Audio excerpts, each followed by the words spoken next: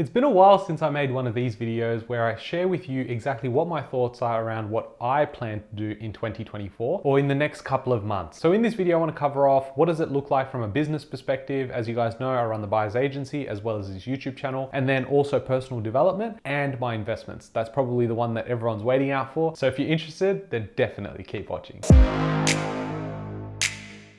Hey guys, my name's Ravi and welcome back to Personal Finance with Ravi Sharma. If you're new here, smash that subscribe button because I talk about real estate, cryptocurrency, and financial freedom. Now, if you are interested in more ongoing content, then I do share a lot on my Instagram, and I've got a private channel on there which is completely free. So if you're interested in all the nerd talk as well as what my thoughts are on what's happening in the market, definitely go ahead and follow the account and join the channel. Now, the three main focus areas I have for 2024 will be business, personal development, and investments. Now, this is outside of my personal life. So yes, I do have things like travel, I do have relationships, and I do have that as a focus. But for the purpose of this video, I don't think you really care about how I'm going to put in more time to be able to talk to certain people. So in this video, we're going to focus on these three. Now, number one is my business. So I run a buyer's agency here in Sydney, but we service everyone across all of Australia. Now, earlier this year, we got named as a finalist at the REB Awards for the best buyer's agency in Australia. And I think that's testament to the fact that we do the right thing ethically by our clients, by not only providing them the data, but also the support to actually get them through from point A to point B. If you're interested in how any of that stuff works, definitely go check out this video. It breaks down step by step how the buyer's agency helps people build a property portfolio. But the reason why I'm doubling down on the business in 24 is because I think the opportunity there is massive for people to wanting to get investments. And why we need to double down is because I think during a time of uncertainty, that's when people need the most amount of help. It's easy when the market's going up, everyone wants to buy, but when you're in a period where there's a bit of hesitation, we don't know what the volatility looks like, this is when you need the maximum amount of support. So we're really bolstering up our client services team, and that's to give reassurance to our clients, but also build out their strategy moving forward. People can get scared by looking at the media headlines and say, oh my God, my property must have gone down in value. But in fact, their property's actually gone up in value. So there's a lot more support that's coming in 2024. In fact, we've hired like 3 people over the last 3 weeks. It's been a really exciting time. And as of recording this video, we actually have 2 opportunities to join our team. So definitely go into the link in the description below. If you're interested in joining a buyer's agency and working with myself, then there should be 2 jobs. One is for an account manager and one is for a marketing coordinator. So definitely go check out that. I won't get into the nitty gritty of exactly what I'm going to be implementing, how I'm going to be implementing it, but what you can definitely expect is a lot more content from me, more about real estate, more about data, as well as everyday living when it comes to personal finance. I know that not everyone wants to buy real estate, and that's why I think the focus should be mindset and personal development. And that's going to be a big focus for me in terms of content, not just for long form, but for also short form as well. Next up is personal development, and health is the key unlock here. I found so much more clarity this year when I've actually gone out for a run or I've actually gone and done a gym workout in the morning, and that's really started helping me focus on what's important. And exercising and doing all the workouts are only one part of it. What you put into your body is so important. And I've noticed the change when I've started taking more supplements. I've gone out there, really prioritized the quality of food, when it comes to organic and just overall taking care of myself. It's not just about having KFC all the time, because we all know that I absolutely love KFC. It is my ultimate cheat meal. If it's yours, let me know what you order from KFC down below. For me personally, I like to mix it up a little bit. So I like the Zinger box, but I love it when they bring in something new. So just go and have a try. But enough about KFC, because that is not promoting personal development and health at all. I've gone from having it once a week to now maybe once every 4 to 6 weeks, which did take some time, but we're getting there, guys. The other part of personal development that I really want to focus on is self-education. So going out there, learning a bit more, not just about real estate, learning about my craft as well, but also understanding other things. So as I mentioned, health is a key. So I want to know what are the best people in the industry actually advocating for and what are they doing? So I can learn from that, get my body in the right shape, get the mind in the right space, because at the end of the day, you can have all the money in the world, but if your health is not where it's supposed to be, it doesn't matter what you're going to have. I also think that traveling in your 20s is fun because you're young, you're agile, you can do whatever. But you see a lot of people travel in their 40s, 50s, and 60s, and they're like, shit, man, everything hurts. And so I want to be in a position where I can still enjoy those things, be active every single day. The greater the constraints now means more choice later, and I think that's so important. So I want to make so much more time for this, and I think a big way to do this is just reducing the fluff around my day. I've drastically reduced my screen time on my phone for anything like scrolling or watching social media, and I believe this will continue to go lower and lower, and I believe that link is all to discipline. So